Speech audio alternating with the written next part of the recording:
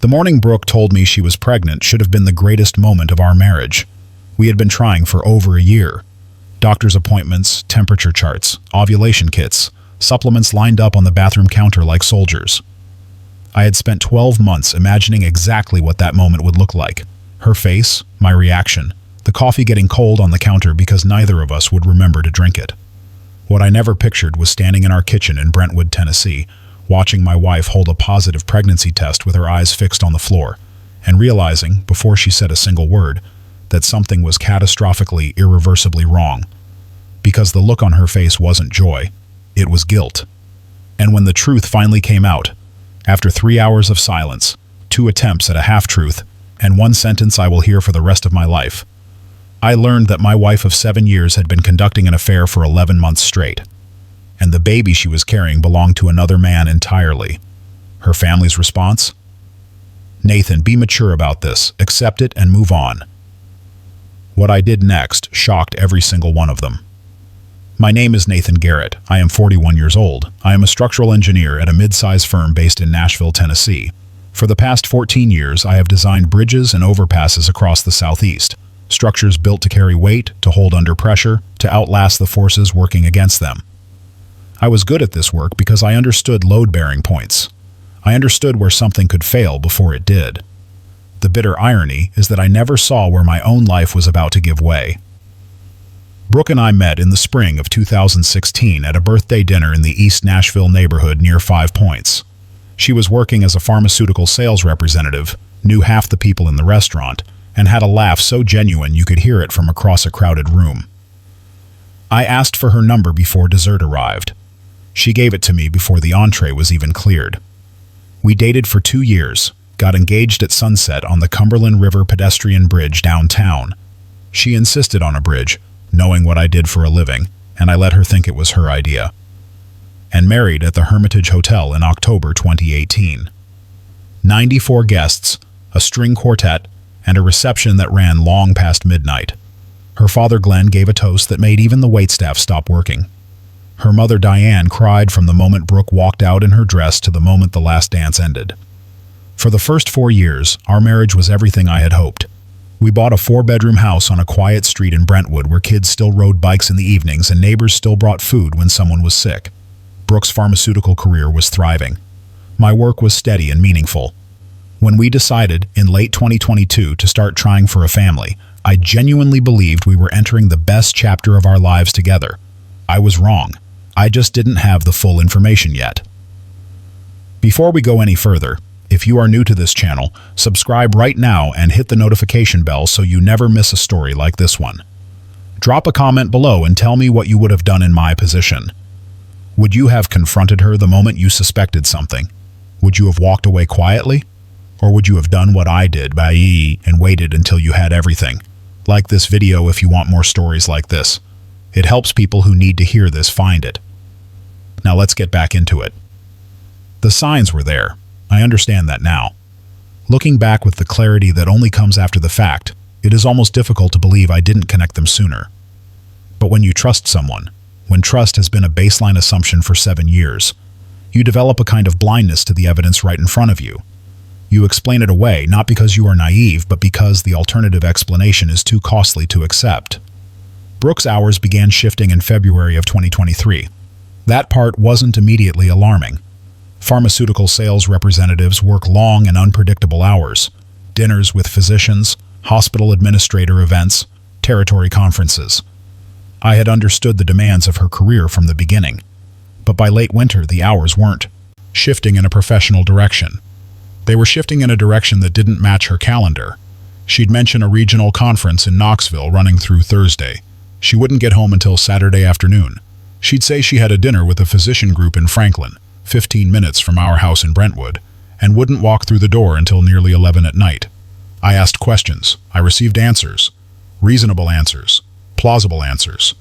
The kind of answers that make a man feel like the problem for having asked in the first place. Then came what I think of as the phone shift. For 7 years, Brooke had left her phone everywhere without a second thought. On the kitchen counter charging, face up. Handed to me for directions while she drove. Read to me in bed from funny texts her coworker had sent. Somewhere in the spring of 2023, that openness disappeared quietly and completely.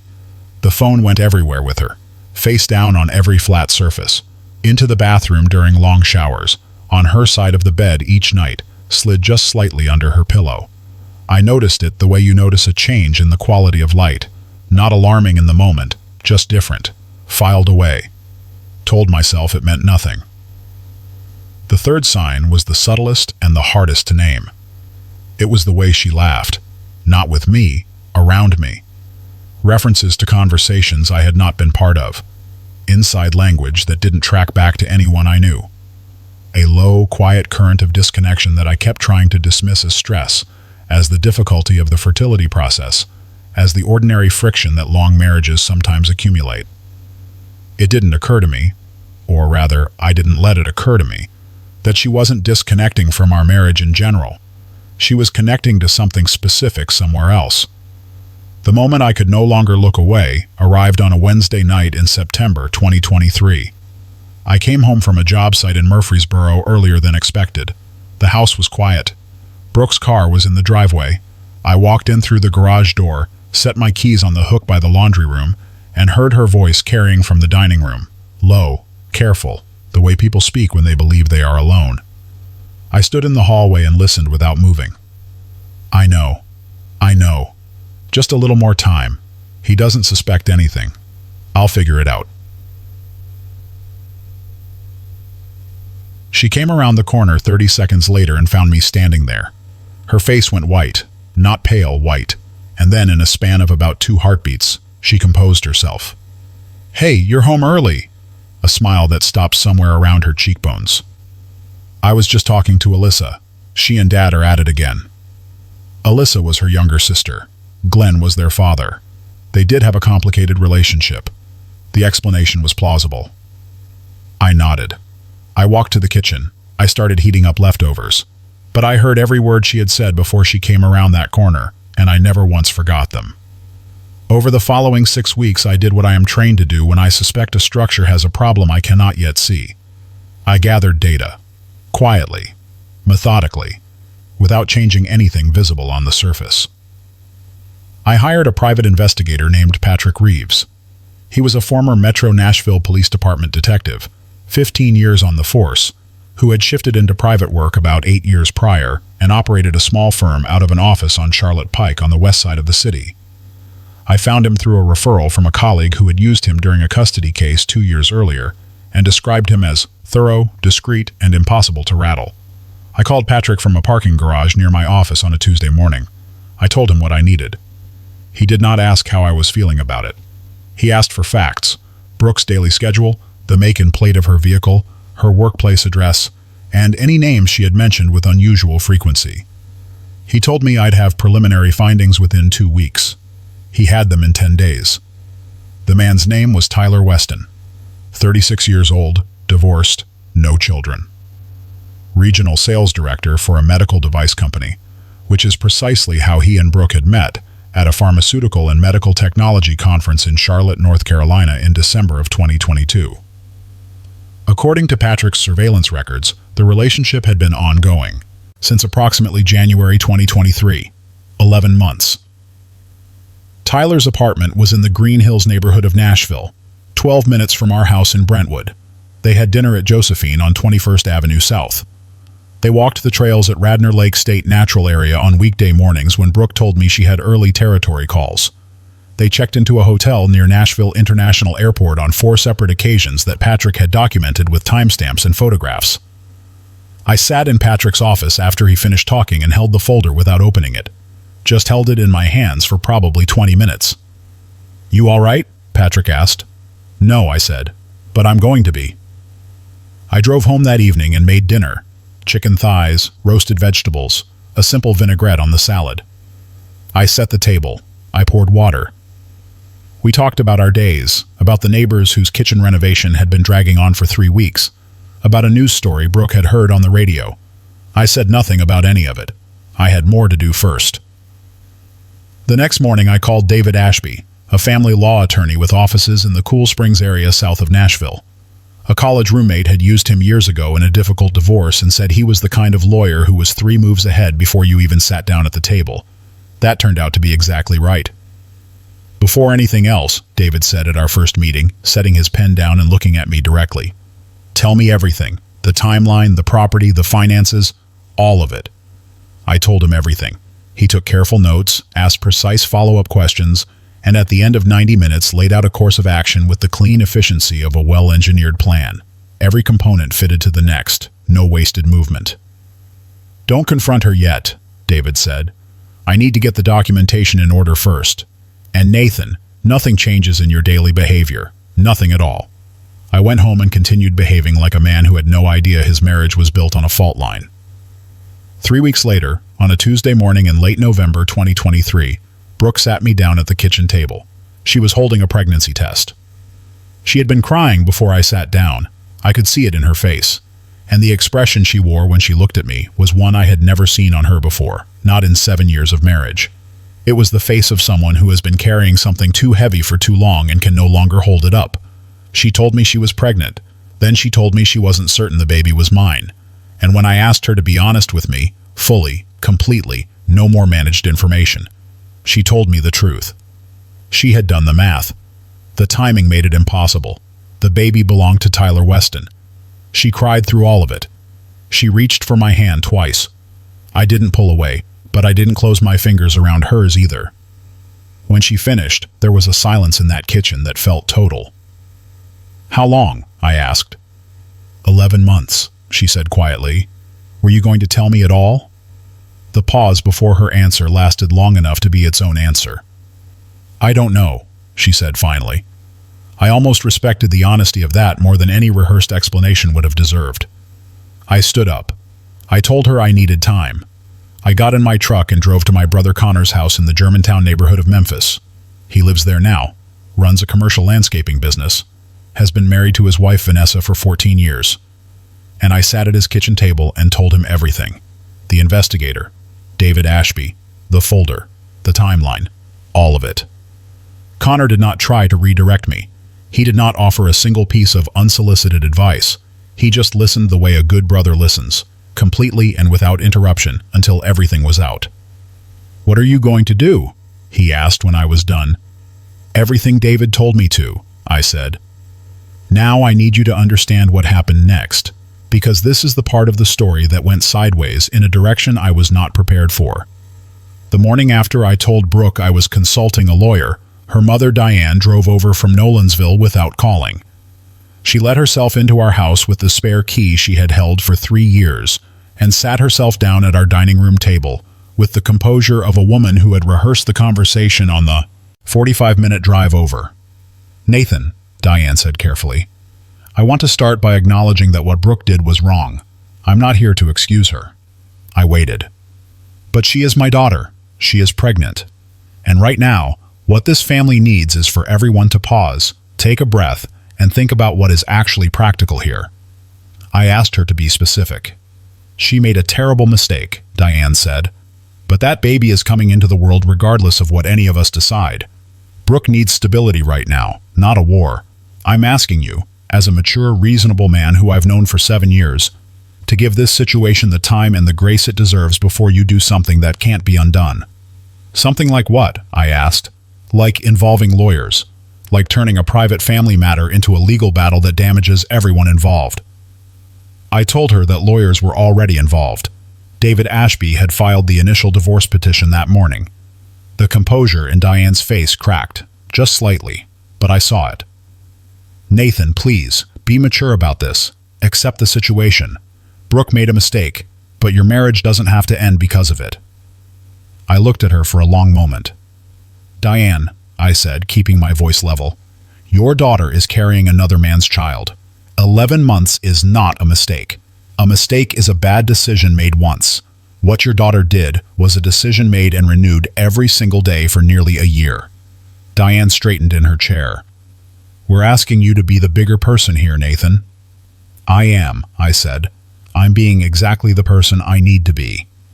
She left an hour later without saying goodbye. Glenn called the next morning. Glenn was a quieter man than Diane, retired pharmacist, deliberate with words, someone I had genuinely liked from the beginning. But he called to deliver the same message in a quieter package. "Son," he said.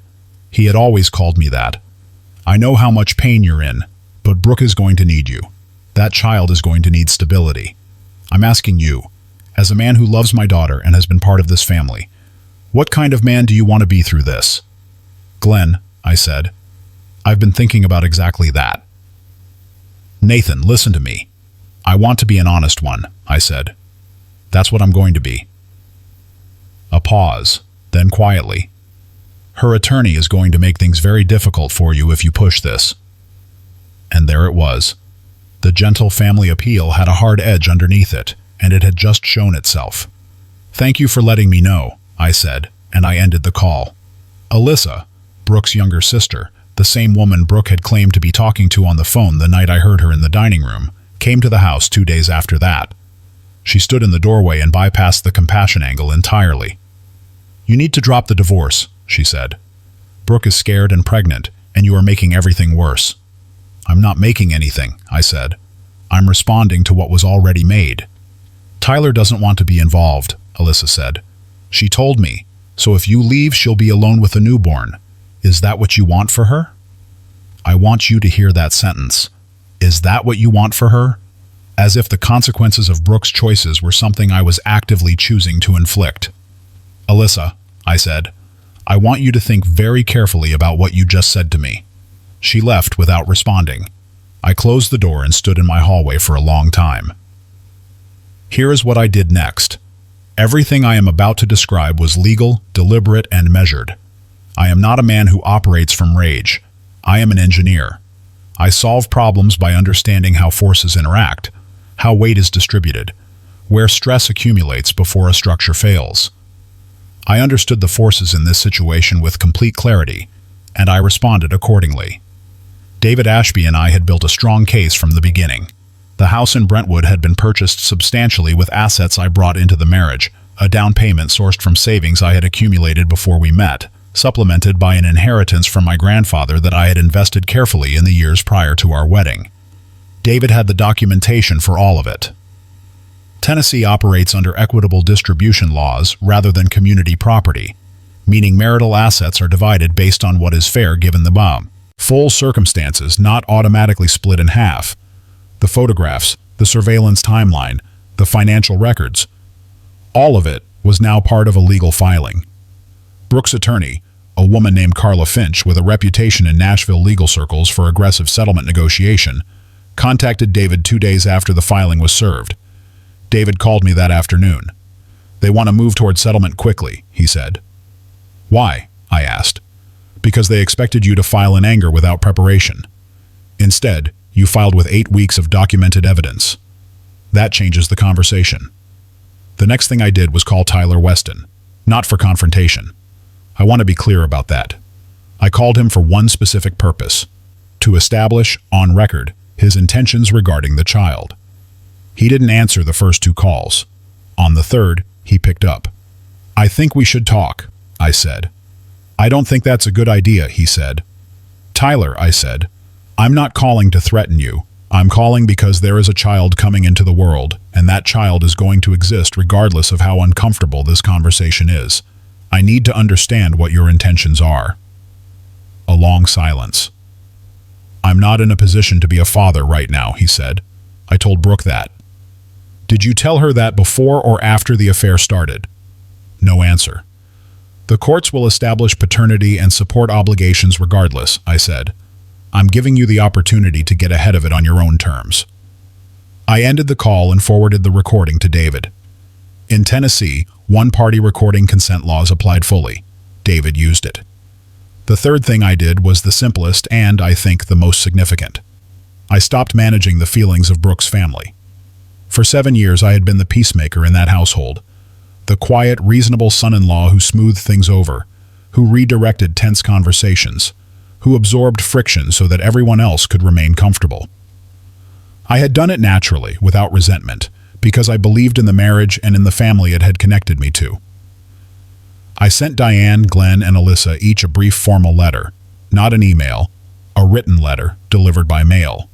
In it, I stated clearly that I would have no further communication with them during the legal proceedings except through David Ashby's office, that I wished them no harm, that I expected no further contact at my home or my workplace. Diane called 4 times in the 2 days that followed. I did not answer. Glenn sent a long text message about integrity and the kind of man my father had raised me to be. I read it once and did not respond. Alyssa drove to my office building and was turned away by the front desk. I understand how this might sound. Cold, calculated. But I want you to understand what the alternative was. The alternative was giving continued access to my decision-making to people who had already asked me to absorb a 11-month affair and accept another man's child as a condition of remaining in my marriage. That access was no longer available. Connor drove up from Memphis on a Friday night and we sat on my back porch for 3 hours. At some point, he set down his beer and asked me how I was really doing. Not logistically, not strategically, but actually. I thought about the answer for a while before I gave it. I'm grieving, I said, but I can see the other side of it now. First week, I couldn't. Now I can. He nodded slowly. What does the other side look like? Like a life that belongs to me, I said. The divorce was finalized 7 months after filing, in the summer of 2024. The settlement reflected the documented circumstances accurately. I retained the house in Brentwood, which the court determined had been funded substantially by premarital assets and inheritance. The marital savings were divided with a larger portion allocated to me, reflecting a financial imbalance that David had uncovered during the mandatory disclosure process. In the 11 months of the affair, Brooke had spent nearly $14,000 on Tyler Weston. Hotel rooms in Nashville and other cities. Flights, dinners, gifts. $14,000, redirected away from our shared life and into another one she was running alongside it. No alimony was awarded. In Tennessee, adultery is a recognized factor in alimony determinations. The judge applied it. Tyler Weston was established as the biological father through court-ordered paternity testing. He was assigned child support obligations that his attorney reportedly described to him as non-negotiable. He relocated to Atlanta within 3 months of the ruling. The payments, from what I have since heard, have not been consistent. Brooke moved into a rental apartment in Murfreesboro. The pharmaceutical sales career required significant restructuring after the baby arrived. Tyler was largely absent. The family support that Diane and Glenn had offered in the language of urgency had, in practice, its limits, especially when the reality of a grandchild in a difficult single-parent situation arrived alongside their retirement years. I say none of this with satisfaction. There is a child in the world who had nothing to do with any of the choices that shaped the circumstances of their birth. That child deserves every good thing. I hope they receive it, but I cannot be the one to provide it. People who know this story have asked me, my brother, the colleagues I've told over time, whether I regret not trying to save the marriage, whether if Brooke had come to me honestly before the pregnancy, before the 11 months had turned irreversible, things might have been different. I have thought about that question seriously and without defensiveness. Honestly, maybe. If there had been a genuine moment of truth early enough, when something real was still retrievable, I don't believe that all betrayals are equivalent. I don't believe that every marriage should end at the first sign of failure. Marriage is harder than most people admit before they're in one, and the difficulty isn't a reason to walk away. But 11 months is not an impulse. It is not a moment of weakness that cascaded into something larger. 11 months is a parallel life, constructed with deliberate effort and maintained through daily repeated choice. 11 months is someone looking at you every morning and deciding again, consciously with full information, that you don't deserve the truth. There is no return path from that. Not for me.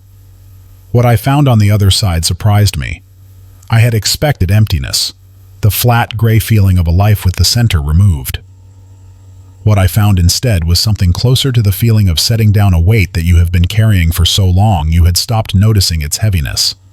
The house was quiet in a way that used to feel like absence and now felt like peace. I cooked what I actually wanted to eat. I worked late without negotiating it. I drove out to a job site in Dixon County on a cold Saturday morning and stood on the framework of an unfinished overpass and watched the early light come across the hills and thought, this is still a very good life. 6 months after the divorce, I had dinner with a woman named Claire Mendez. She was a landscape architect who had worked with Connor's company on a commercial project in East Nashville. Connor's wife Vanessa arranged the introduction with the cheerful, blunt efficiency that only a happily married woman with good intentions and no patience for subtlety can manage. Claire and I had dinner at a quiet restaurant on Gallatin Avenue and talked for 3 hours without running out of things to say. I didn't tell her the full story that night. That story takes time, and some things should be offered only after they've been earned on both sides. But I told her I had been through something difficult. And she looked at me the way honest people look at each other, straight on, without calculation, and said, "That's okay. So have I." We have been seeing each other for 4 months. I am not in a hurry. I am not trying to fill a space or replace something. I am letting something grow at its own pace. The way good things should be built, foundation first, and then everything else. Here is what I want to leave you with. This story is not really about adultery or divorce proceedings or court filings, even though all of those things happened exactly as I described them. Those are the machinery. The story underneath them is about something simpler and more important. It is about what happens when someone tries to make your dignity negotiable. Brooke's family came to me dressed in the language of maturity. Be the bigger person. Accept the situation. Be reasonable. Think about what's practical and what they actually meant. If you strip the phrasing away and look at the structure underneath, was this: take what was done to you and carry it quietly so that no one else has to be uncomfortable. I have heard from people who made that choice, who absorbed the betrayal, who accepted what could not be accepted, who told themselves that loving someone meant carrying things that had never been theirs to carry. Some of those people are still in those situations years later, still managing the feelings of the people who wronged them, still calling it maturity. I chose differently. Not from anger. Anger burns the one holding it far more reliably than it burns the one it is aimed at. I chose differently from clarity. The clarity that arrives when you stop organizing your life around other people's comfort and start telling the truth about your own. Dignity is not stubbornness. It is not cruelty. It is not the refusal to feel pain or to grieve something that genuinely mattered. Dignity is the knowledge that you do not owe anyone an easy story at the cost of an honest life. My grandfather built a house outside Cookeville, Tennessee in 1961. He built it himself over 2 years on evenings and weekends, poured the foundation, framed the walls, set the roof joists by hand. That house is still standing 63 years later. It will stand after I am gone. Not because it was the most impressive structure or the most expensive, because it was built right, because the foundation was true, because not one part of it was constructed on something that couldn't hold weight. I think about that house a great deal these days.